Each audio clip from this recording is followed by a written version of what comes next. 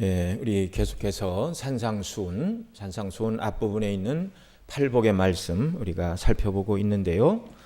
이 팔복의 말씀은 아담의 후손 곧 거듭나지 않은 자연인들에게는 없는 예수님 믿고 구원받은 저와 여러분들에게만 주어진 새로운 성품과 그 성품에서 나온 삶의 모습을 우리 주님이 말씀해 주고 계십니다. 이 팔복을 포함한 산상수훈 전체에서 우리 주님은 여기 산상수훈에 이런 사람이 되라 이렇게 말씀하고 계시는데요.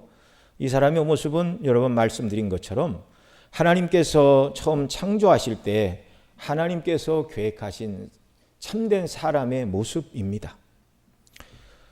그리고 이제 종국에는 우리가 예수님 재림하시면 천국에 들어가 완전히 성화되어 영화롭게 된 사람으로서 이런 모습, 이런 심정, 그리고 이런 삶의 자세를 가지고 하나님을 섬기며 천국에서 저와 여러분이 서로 교통하며 살아가게 될 것입니다. 그리고 여기서 말씀하는 이 성품과 삶은 죄 없으신 그리고 참 하나님의 아들이신 우리 주 예수 그리스도께서 이 땅에서 살아가신 삶의 모습이고 이 땅에서 드러내신 예수님의 성품의 모습이기도 한 것입니다. 그렇다면 이제 이것은 예수님 안에서 구원받은 저와 여러분이 이 땅에서 정말 간직해야 될 이런 심령의 상태의 성품과 그 성품에서 나오는 삶의 모습이라는 것이죠. 곧 이것이 저와 여러분의 신앙생활의 목표요, 목적이 되어야 한다는 것입니다. 그런 사람이 되라고 우리 주님이 십자가에서 우리를 구원해 주셨다는 이 분명한 사실을 우리가 항상 마음에 담아야 됩니다. 때로 이 말씀대로 온전히 순종하지 못한다 할지라도 원리적으로는 우리를 주님이 이런 사람으로 만들어 놓으셨고 또 하나님의 은혜를 의지하고 성령의 도우심 가운데 정말 이런 사람으로 날마다 자라날 수 있고 또 우리가 이런 사람이 되기를 하나님께서 원하시고 주님이 기대하신다는 사실입니다. 우리가 이런 사람임을 신약의 사도 바울은 고린도 후서 5장 17절에서 이렇게 가르칩니다. 그런즉 누구든지 그리스도 안에 있으면 새로운 피조물이라 이전 것은 지나갔으니 보라 새 것이 되었도다. 그리스도 밖에 있던 옛사람은 행할 수 없습니다. 그러나 그리스도 안에 있는 새로운 피조물 이전 것은 지나갔고 새 것이 된 성도들만 이런 성품과 이런 삶의 모습을 드러낼 수 있다는 것입니다.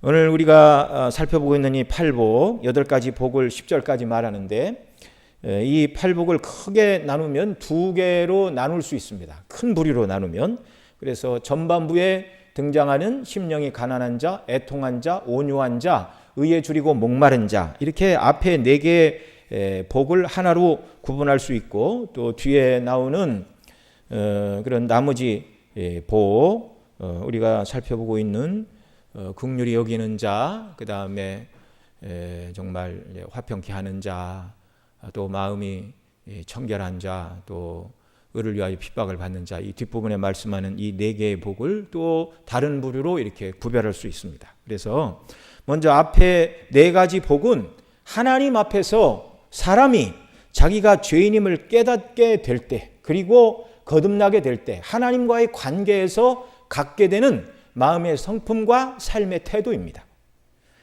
하나님의 거룩하심과 영화로우심 앞에서 자기 자신이 죄인임을 깨닫게 될 때 심령이 가난하게 되고 죄에 대하여 애통하게 되고 또 다른 사람이 자기를 험담한다 할지라도 그 사람이 나를 험담하는 것보다 내가 훨씬 더 나쁜 사람임을 알기에 그런 말에 대항하지 않는 태도, 이게 온유라고 말씀을 드렸고요.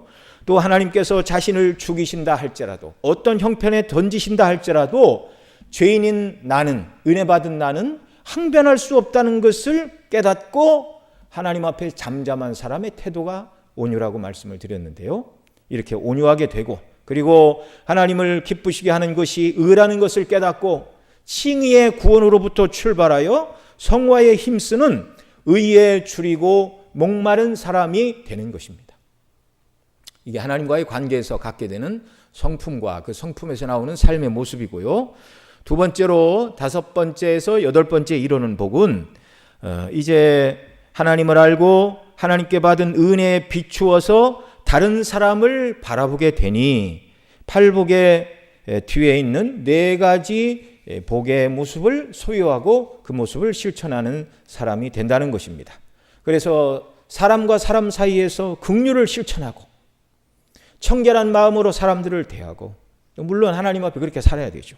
화평을 추구하고 의를 위하여 핍박을 받는 자리로 기꺼이 나아가게 되는 것입니다. 이 모습은 정말 그리스도 안에서 거듭난 성도 그 심령 속에 성령의 역사가 일어나게 될 때 이미 변화된 사람 속에 성령의 능력으로 이런 삶이 가능하게 된 것이죠. 결론에 가서 더 말씀을 드리겠습니다. 헬라어로 이 긍휼이란 말은 엘레에모네이스라는 단어인데요. 그 뜻은 동정심이 있는 또는 자비로운이라는 그런 말입니다. 그래서 구약에서는 이 죄인을 불쌍히 여기는 하나님의 사랑을 말할 때 헤세드라는 구약 히브리어를 썼는데 그것이 성경에서 자비 또는 사랑, 인애 이런 말들로 구약에서는 번역이 됩니다. 그러나 이 긍휼이라는 말, 요즘은 흔히 쓰는 말은 아니죠. 쉽게 요즘 용어로 바꾸면 불쌍히 여긴다 그런 의미입니다. 이 불쌍히 여기는다는 이 말은요, 불쌍히 여기는 마음만 말하는 것이 아니라 행동으로 도움이 필요한 불쌍하고 가련한 처지에 있는 사람을 실제적으로 돕는 것을 포함하는 것입니다. 그리스도인은 바로 이런 사람이죠. 자기가 누구인가를 깨닫고 하나님께서 내게 베풀어 주신 은혜에 비추어 그에 걸맞게 살아가는 것, 이게 그리스도인이고 그리스도인의 삶입니다. 마음으로 측인히 여기고 불쌍히 여기는 수준을 넘어서 실제로 삶에서 다른 사람을 도와주는 데까지 나가는 것, 이게 긍휼입니다. 핸드릭스는 이렇게 말했습니다. 긍휼은 비참한 처지에 있는 사람에 대한 사랑이요 죄인에 대한 용서의 정신이다. 긍휼은 친절한 감정과 친절한 행동 모두를 포함한다. 또 이런 말도 했는데요. 긍휼이 여기는 마음은 하나님과 우리를 연합시키는 것이고 긍휼이 여기지 않는 것은 하나님과 우리를 갈라놓는 것이다. 긍휼은 일차적으로 하나님의 성품입니다. 뒤에 가서도 말씀을 드리겠지만 우리가 하나님의 긍휼하심을 입었으니 긍휼을 실천해야 하나님과 우리가 연합된 것을 증거하는 것이다. 이렇게 말하죠. 메투엘리는 이 긍휼에 대하여 비천한 자들을 동정하고 돕고 구제하려는 자애로우면서도 경건한 마음을 가진 것을 말한다. 이렇게 말하였습니다. 이 성경에서 긍휼 또는 자비를 베푼 사람의 예가 이제 강도 맞는 사람을 도와준 사마리아 사람의 예입니다. 이 사람은 길을 가다가 강도 만나서 모든 소유물을 다 빼앗기고 강도가 달라고 그러면 순순히 주지 않지요. 싸우다가 이 사람이 심하게 매를 맞고 피 흘려 쓰러져 있는 모습을 보았습니다. 그런데 이 사마리아인은 모른 척하고 그냥 지나가지 않았습니다. 성경에 보면 앞서 제사장과 레위인이 바쁘다는 핑계로 모른 척하고 지나갔다. 그렇게 말씀하고 주님이 그 바리새인들을 향하여 하시는 말씀이죠. 오직 사마리아 사람만이 이 사람을 닦아주고 요관으로 데리고 가 치료해주고 또 자기는 길을 떠나면서 부탁을 했죠. 부비가 더 들면 내가 돌아오는 길에 갚으리니 이 사람을 끝까지 돌봐 주어라. 이해관계가 전혀 없는 사람이었습니다. 얼굴 한번 전에 본 적이 없는 사람이었지만 이 사람이 당한 곤고하고 가련한 처지를 못 본 채 하지 않았습니다. 이 사람의 옳은 행동은 강도 만난 사람을 불쌍히 여기는 마음으로부터 출발한 것이죠. 누군지도 몰라요. 이해관계도 없어요. 내가 이 사람을 도움으로 말미암아 나중에 이 사람에게 또 도움을 받겠다. 그런 계산이 전혀 없는 불쌍히 여기는 마음으로부터 나온 행동이라는 말입니다. 계속 말씀을 드리지만 여기서 말하는 팔복의 이 마음은요, 사람이 태어날 때 가지고 나온 마음의 상태를 말하는 것이 아닙니다. 간혹 그런 말 들어보셨습니까? 저 사람은 교회는 안 다니지만 참 웬만한 그리스도인보다 훨씬 난 사람이다. 교회 밖에 있는 그리스도인이다. 그런 말은 있을 수가 없습니다. 예수님 믿지 않는 사람이 더러 정말 자기 것을 나누어주고 자비를 실천하고 뭐 이렇게 한다 할지라도 그건 본성의 원리에서 나오는 것이기 때문에 주님이 말씀하는 의미의 긍휼은 아닙니다. 아무리 그런 일을 해도 주님이 받으시는 게 아니에요. 소용없는 일이에요. 소용없는 일. 제가 언제도 말씀을 드린 기억이 나는데 제 군대 한 달 후임 중에 모든 일에 솔선수범하는 그런 병사가 있었습니다. 그런데 교회를 다니지는 않았어요. 그런데 자기 부모님은 뭐 절에 다녀서 나도 뭐 절에는 잘 안 가지만 불교 신자다 뭐 그렇게 얘기를 합니다. 그래서 제가 하루는 물어봤습니다. 왜 그렇게 모든 사람을 다 포용해주고 그렇게 굳은 일을 앞서서 하고 누구하고 다투는 일을 보지를 못했는데 힘들고 어려운 일 있으면 손들고 나서고 도대체 왜 그러느냐 제가 물어봤더니 그런 말을 해요. 제가 나이가 그때 20대 초반인데 혈압이 엄청 높습니다.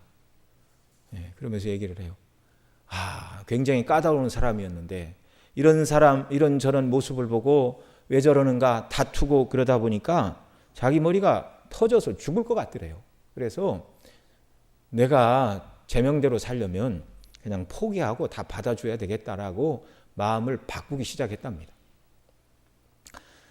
그리스도 밖에 있는 사람들이 선을 행하고 착한 일을 하는 이유와 동기가 무엇인지는 모르지만 비록 그리스도 밖에 있는 사람이 자기 몸을 불사르게 내어준다 할지라도 그리스도인이 아니라면 여기서 주님이 말씀하고 있는 긍휼의 의미가 무엇인가를 전혀 모르는 사람이고 주님은 그 사람이 긍휼을 실천했다고 여겨주시지 않습니다. 여러분, 이 긍휼이 무엇인가를 우리가 먼저 알아야 됩니다. 이 긍휼은 하나님의 성품이고 하나님께서 우리에게 베풀어 주신 은혜인데요.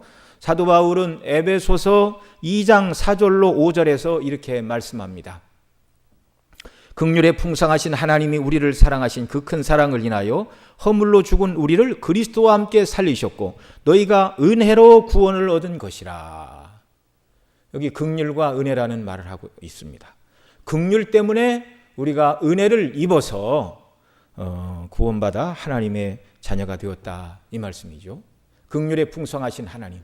이 긍휼은 죄인을 불쌍히 여기는 하나님의 마음을 긍휼이라고 말합니다.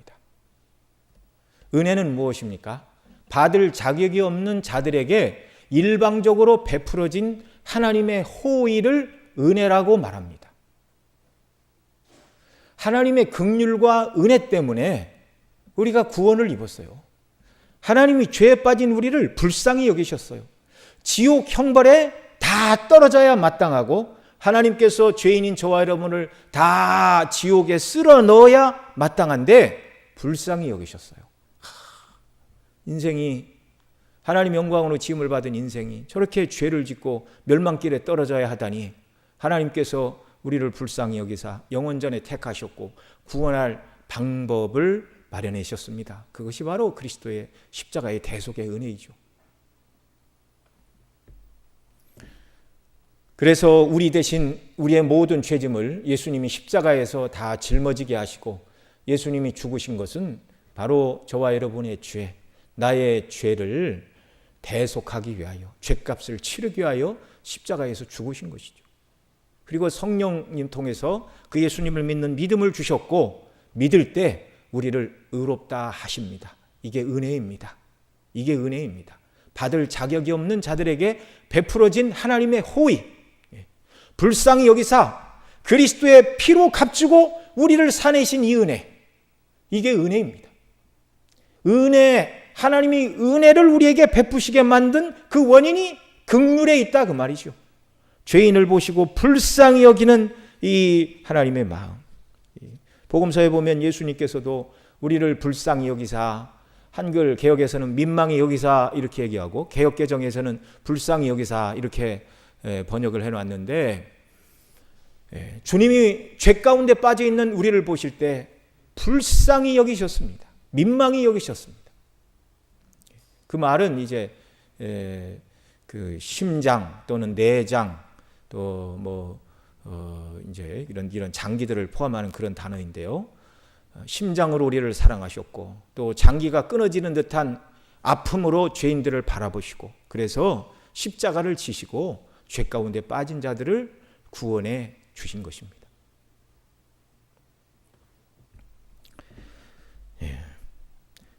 우리 7절 말씀 한 번 더 읽겠습니다. 긍휼히 여기는 자는 복이 있나니 저희가 긍휼히 여김을 받을 것이며. 그러니 이 말씀은 우리가 긍휼히 여기는 것을 조건으로 하나님이 우리를 긍휼히 여기사 구원해 주신다는 말이 아닙니다. 행위 구원을 말하는 사람, 알미니안 신학을 하는 사람들이죠. 이런 사람들은 이 구절을 근거로 해서 우리가 긍휼을 행하는 조건으로 하나님이 우리를 긍휼히 여기사 구원해 내신다. 이런 행위 구원의 신학을 펼쳐냅니다. 그런데 그런 구절이 아니라는 것을 우리가 알아야 됩니다. 정말 행위 구원을 말하는 알미니안 교리를 주장한다면 성경을 다시 써야 됩니다. 성경에 가득 차 있는 믿음으로 의롭다 하심을 얻고 오직 그리스도의 대속의 은혜로만 구원받는 진리를 구약 창세기부터 계시록까지 줄기차게 성경이 말하는데 이 모든 성경 구절은 다 지워야 됩니다. 다 오려내야 되고. 그러면 그게 성경인가요? 예. 성경이 아니죠. 오늘 본문 말씀뿐만 아니라 오늘 본문과 비슷한 내용이 마태복음 이 뒷부분에 또 나옵니다. 마태복음 6장 12절 주기도문에서 우리 주님이 이렇게 말씀하십니다. 우리가 우리 죄를 사하여 준 것 같이 우리 죄를 사하여 주옵시고. 여러분 이게 무슨 말입니까? 우리가 형제의 죄를 용서해 주었기 때문에 하나님이 우리 죄를 용서해 주시어서 우리가 구원받게 되었다는 말인가요? 이 알미니안 신학자들은 여기 마태복음 5장 7절, 6장 12절, 그 다음에 12절에서 한 절 건너뛰어 14절, 15절에서는 이 12절을 설명하는데 마태복음 6장 14절, 15절은 이렇습니다. 네, 한번 같이 읽겠습니다. 시작. 너희가 사람의 과실을 용서하면 너희 천부께서도 너희 과실을 용서하시려니와 너희가 사람의 과실을 용서하지 아니하면 너희 아버지께서도 용서하지 아니하시리라. 아멘. 이런 몇 구절을 가지고 알미니안 신학을 하는 사람들은 우리가 다른 사람들을 용서하는 것을 근거로 하나님이 우리를 용서하시고 구원하신다 이렇게 말을 합니다. 그러나 그렇지 않습니다. 여기 산상수훈의 모든 말은 이미 구원받은 성도를 향하여 주시는 말씀이라고 서두에부터 말씀을 드렸죠. 이 주기도문의 내용은 무엇입니까? 하늘에 계신 우리 아버지요, 이미 구원받은 자녀들이 아버지께 드리는 기도입니다. 우리가 하나님의 긍휼로 죄사함을 받지만 긍휼로 죄사함을 받은 이후에는 형제를 용서하는 삶을 실천해야 한다는 것입니다. 구원받은 이후에는 우리가 다른 형제를 용서할 때 하나님의 용서가 우리에게 따라온다 그 말입니다. 구원을 주시는 죄사함의 용서가 아니라 삶 속에서 주어지는 용서를 말하는 것입니다. 성화의 과정에서 용서를 말하는 것이죠.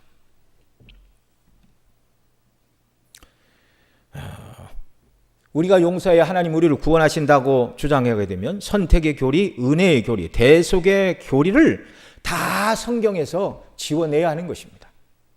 불가능한 일이죠. 여러분, 누가 인간의 행위가 조건이 되어 하나님의 긍휼을 입어 구원을 받는다 말한다면 인간이 행해야 될 선행과 긍휼의 기준은 무엇입니까? 그게 가능할까요?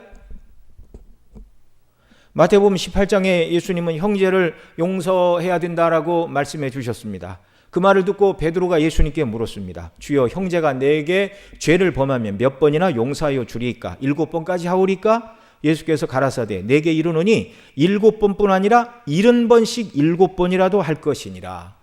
베드로는 7번 용서하면 많이 용서하는 것이라 생각을 했는데 우리 주님은 70번씩 7번, 곱하기 하면 77에 49, 490번 용서하라 그 말이 아니죠. 70번씩 7번, 7은 완전수이고 70은 완전수 곱하기 10이죠. 형제가 죄를 범하고 용서를 구하면 무한대로 용서하라는 것입니다. 무한대로. 그렇게 하면 구원받는다는 것을 말씀하는 구절도 아니에요. 여러분, 그런데 율법대로 하면 100번 나한테 잘못한 사람 용서를 구할 때 용서해 주었는데 101번째 죄를 짓고 용서를 구했는데 우리가 용서하지 않으면 지금까지 용서를 해온 것이 다 소용이 없는 것이 됩니다. 이게 율법의 정신입니다. 잘 지키다가 하나만 범하여도 전체를 어긴 것이 됩니다. 이것이 야고보서 2장 10절에서 야고보 사도가 우리에게 가르치는 바인데요. 네.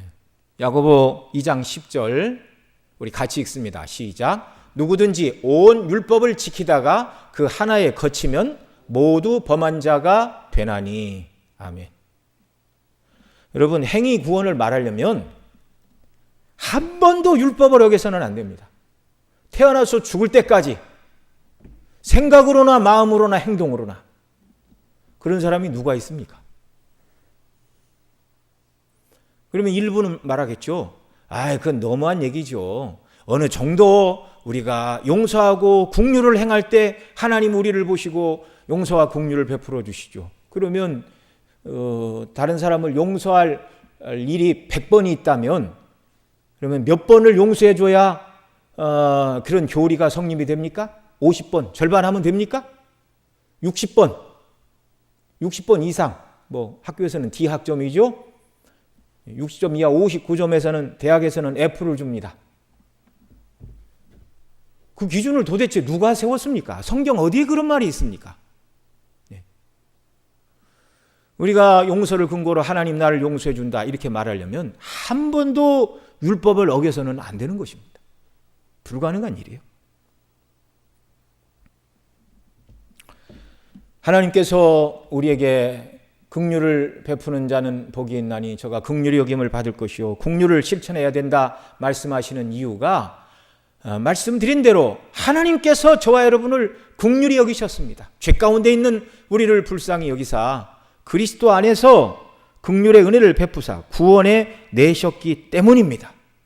그래서 이신칭의 은혜를 증거한 사도 바울은 서신서에서 은혜로 구원받은 성도들이 용서하는 삶을 살아야 될 것을 이렇게 말합니다. 에베소 4장 32절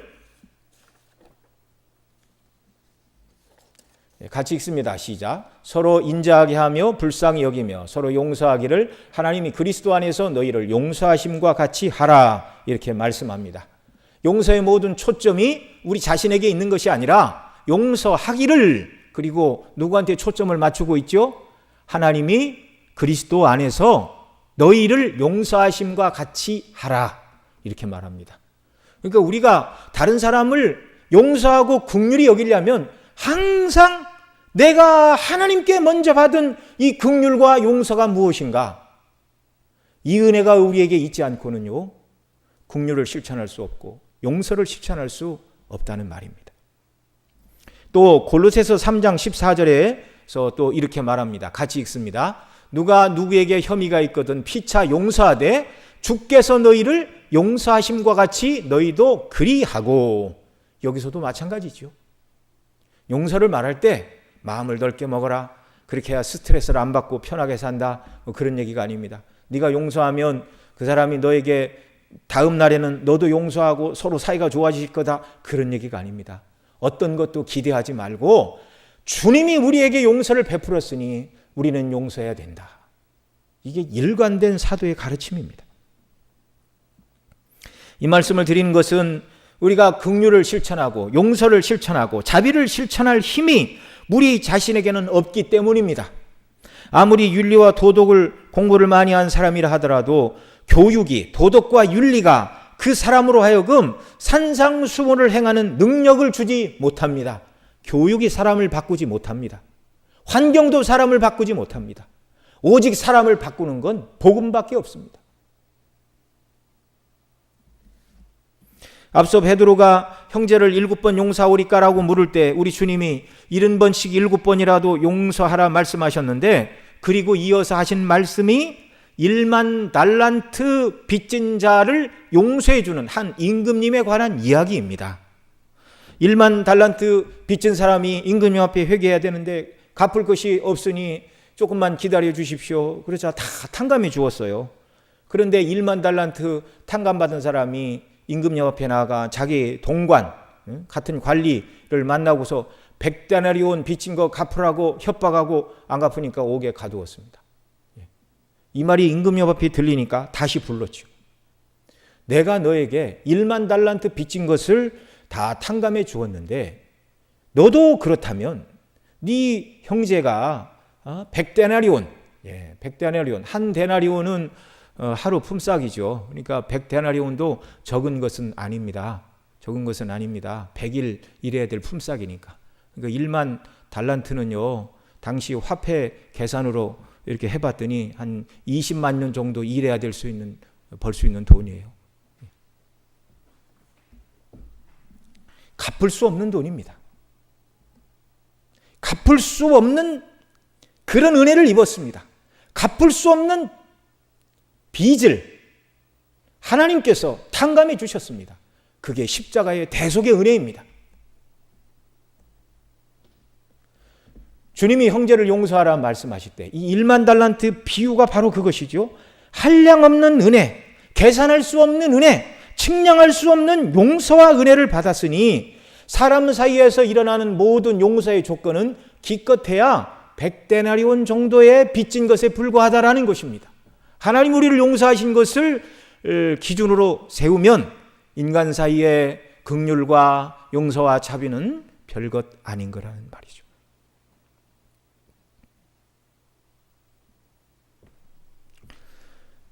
우리는 이 긍휼을 실천하는 자들로 부르심을 받았는데 세 가지 이유에서 우리는 이 긍휼을 실천할 수가 있습니다. 먼저 계산할 수 없는 용서, 긍휼의 은혜로 죄사함 받고 하나님의 자녀가 된 일방적으로 우리가 하나님의 사랑과 긍휼을 입은 자라는 것을 생각할 때, 여러분, 내가 받았습니다.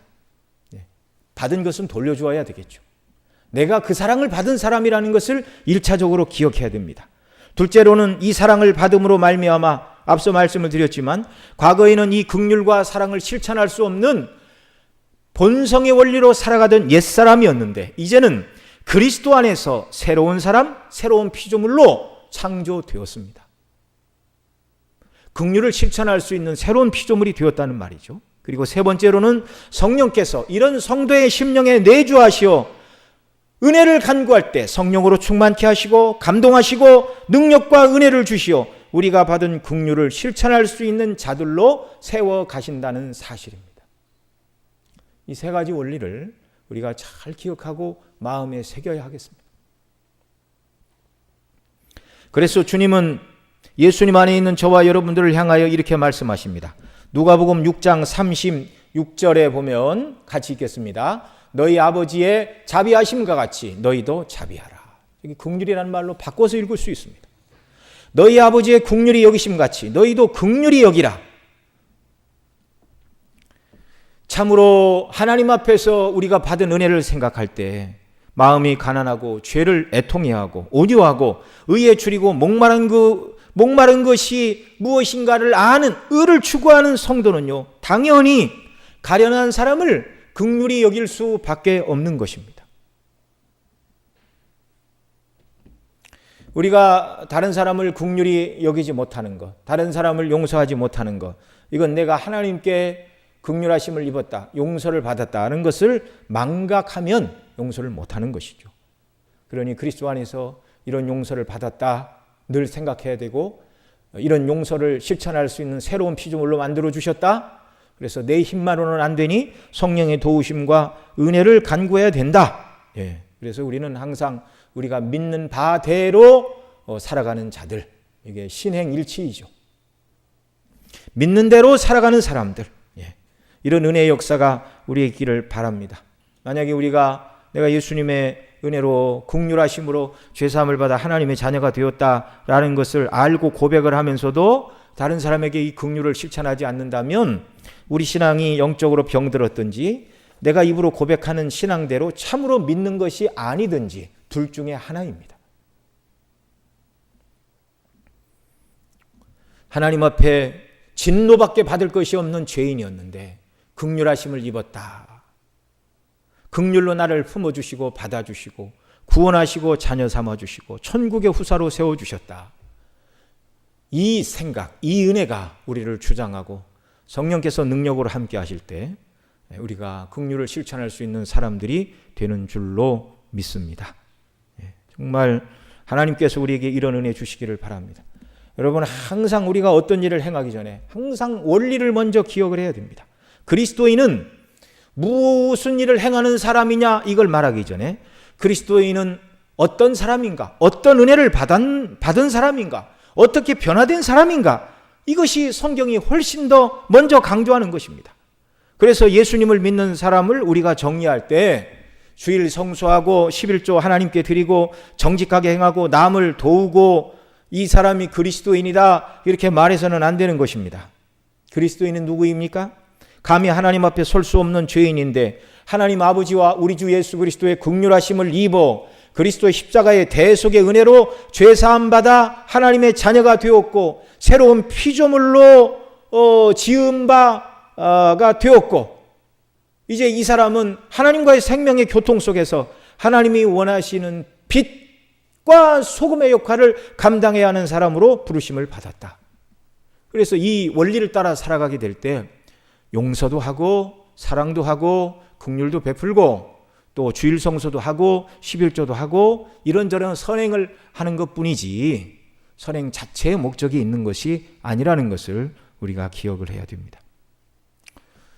자, 그러면 이제 우리가 실천해야 될 긍휼이 어떤 것이 있겠습니까? 여기 긍휼이 여기는 것이 아닌 것부터 우리가 먼저 생각을 해봐야 됩니다. 긍휼이 여긴다는 말이 덮어놓고 형제를 불쌍히 여겨서 형제가 어떤 죄를 지어도 아무 말도 하지 않고 눈 감아 주는 것이 긍휼을 베푸는 것은 아니라는 걸 우리가 먼저 알아야 됩니다. 간혹 이렇게 교회에서 교회라고 그러면 이제 교회, 노회, 총회를 다 포함해서 하는 말인데요. 어떤 이런 분쟁들이 생기면 은혜로 합시다. 이런 말들을 합니다. 우리가 다 같은 죄인인데 은혜로 합시다. 이 말은 잘못된 말입니다. 하나님이 우리를 긍휼히 여기셨다고 해서 우리 죄를 눈 감아주고 모른 척 하시는 방식으로 우리를 구원하신 것이 아니라는 것을 항상 기억해야 됩니다. 우리의 죄를 해결하시되 없는 것으로 여겨주신 것이 아니고 아들의 피로 우리의 죄값을 다 받아내셨어요. 그리고 예수님이 나의 죄를 위해 대신 죽으셨다. 내가 지옥 형벌을 받아야 되는 죄값을 예수님이 십자가에서 다 치러주셨다는 것을 믿을 때 예수님의 의를 우리 것으로 여겨주심으로 구원하시고 자녀 삼으시는 긍휼을 베풀어 주신 것이지 우리 죄에 대한 어떤 책임도 묻지 않고 모른 척하고 우리를 긍휼히 여기사 구원한 것이 아니라는 말입니다. 앞서 말씀드린 1만 달란트 빚진 자를 용서한 한 임금에 대하여 말씀하시기 전 주님은 형제를 용서해야 될 것을 마태복음 18장 15절로 17절에서 이렇게 말씀을 하십니다. 같이 읽습니다. 시작. 내 형제가 죄를 범하거든 가서 너와 그 사람과만 상대하여 공고하라. 만일 들으면 내가 내 형제를 얻은 것이요 만일 듣지 않거든 한두 사람을 데리고 가서 두세 증인의 입으로 말마다 증참케 하라. 하나님께서 주님께서 형제를 용서하는 방법을 지금 가르쳐 주시는 것입니다. 형제가 죄를 지으면 첫 번째 어떻게 하라고요? 너 혼자 가서 그 사람만 살짝 불러내서 둘이 만나서 그 사람의 죄를 깨우쳐라. 그 사람이 회개하면 형제를 얻은 것이요. 그리고 용서해 주라는 것입니다. 혼자 가서 얘기 안 하면 한두 사람 더 데리고 두세 증인으로 입으로 말마다 증참케 하라. 그러니까 다른 사람이 더 가가지고 그건 죄악된 행위입니다. 주님이 기뻐하시는 일입니다.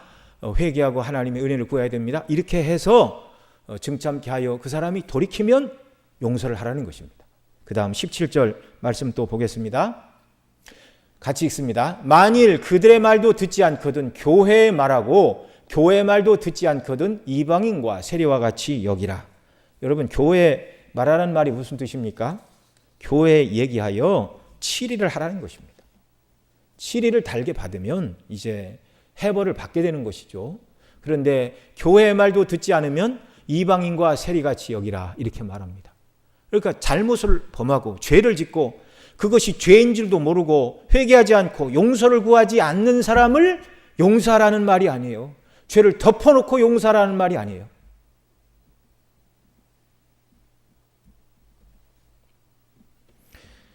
죄를 덮어놓고 지적하지 않으면 주님의 교회가 정결해지지 않고 더럽혀지는 것입니다. 고린도전서에도 조그마한 누룩 한 조각이 온 덩이 떡을 다 이렇게 누룩이 퍼져서 부패하게 된다 이렇게 말하면서 범죄한 사람을 너희 가운데서 징계를 해야 된다. 그렇게 사도 바울이 가르치죠. 하나님께서 우리에게 긍휼을 베풀어 주셨다고 해서 자기 죄를 깨닫지 못하고 용서도 구하지 않는 사람을 덮어놓고 용서해 주는 건 긍휼을 베푸는 일이 아니라는 걸 우리가 알아야 됩니다. 그 다음 우리가 베풀어야 될 긍휼은 삶의 형편이 가련한 자들에게 물질로 도와야 하는 것입니다. 그래 앞서 여러 가지 가련하고 어려운 자들 그들을 돕는 것은 하나님과 우리가 마음을 먹는 것이다. 뭐 이런 여러 메투엘리나 또 바클레이 뭐 이런 사람들의 얘기를 몇 가지를 말씀을 드렸는데요. 요한일서 3장 17절 18절에서는 요한 사도가 이렇게 가르칩니다. 우리 같이 읽습니다. 누가 이 세상 재물을 가지고 형제의 궁핍함을 보고도 도와줄 마음을 막으면 하나님의 사랑이 어찌 그 속에 거할까 보냐.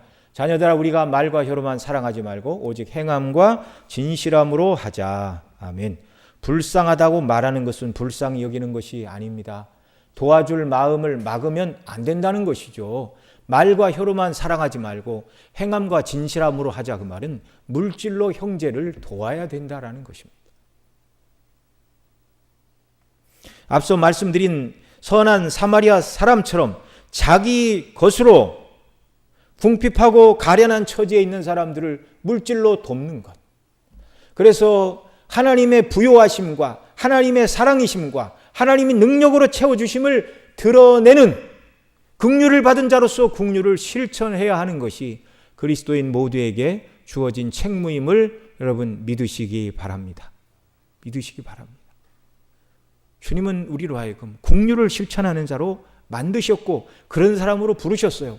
내가 예수님 믿고 구원받은 사람이라면 한 사람도 우리는 이 긍휼을 베푸는 자리에서 제외되어 있는 사람은 아무도 없다는 사실을 우리는 분명히 알아야 됩니다.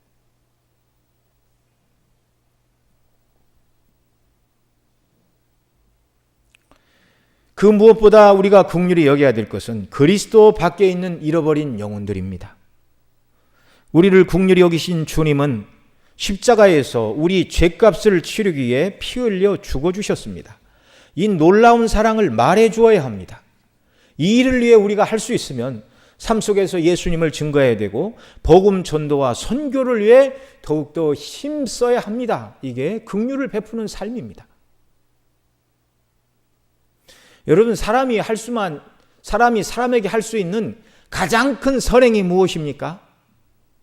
그 사람에게 그리스도를 증거하고 사망길을 가는 자로 하여금 길을 돌이켜 생명을 얻게 하는 것.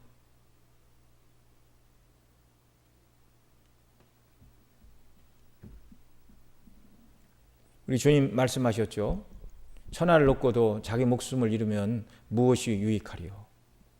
그래서 천하보다 귀한 것이 한 사람의 목숨, 곧 영혼입니다. 죄 가운데 빠진 자들에게 그리스도를 증거하여 그 사람이 예수님 믿고 구원을 얻는 자리까지 나오게 된다면 이거보다 더 큰 긍휼이 없는 것이죠. 그래서 우리가 우리 주변의 가족, 친지, 회사, 동료 모든 사람들을 대할 때마다 하나님께서 나 같은 죄인을 구원하시기 위하여 예수님을 보내주신 그 긍휼로부터 출발하여 여러분 우리가 믿지 않는 사람들에게 선을 행해야 될 이유가 무엇입니까? 그리스도의 복음 때문입니다. 그리스도를 증거하고 소개해야 되는 이 긍휼의 임무를 우리가 맡았기 때문에 그렇게 살아야 되는 것이죠. 우리 사랑하는 성도님들이 이럴 여유와 형편만 된다면 병든 사람들을 찾아보는 일, 가난한 자들을 돕고 그리스도 밖에 있는 자들에게 그리스도를 전하여 구원 얻게 하는 이 긍휼을 실천하는 일에 여러분 우리가 힘을 써야 됩니다. 교회 규모가 좀 큰 교회 성도들은 형편이 좀 여유가 있고 시간적인 여유가 있는 이런 사람들 이렇게 모여서 병원에 가서 신방을 다니기도 하고 또 말기암 환자들을 위한 호스피스 사역을 감당하는 그런 교회와 성도들도 있습니다. 이 말기암 환자들, 암으로 생명이 꺼져가는 자들의 손을 잡고 위에서 기도해주고 천국 소망을 증거하는 일. 그래서 그런 사람들 중에서 예수님 믿고 영원한 생명을 얻는다면 그 가장 큰 복이죠. 그 사람에게 해줄 수 있는 가장 큰 선행입니다. 여러분 우리가 땅 끝까지 복음이 증거되는 일을 위해서 전도하고 선교하는 일을 위해 여러분 우리가 기도하고 시간을 내고 또 우리의 물질을 드려야 됩니다.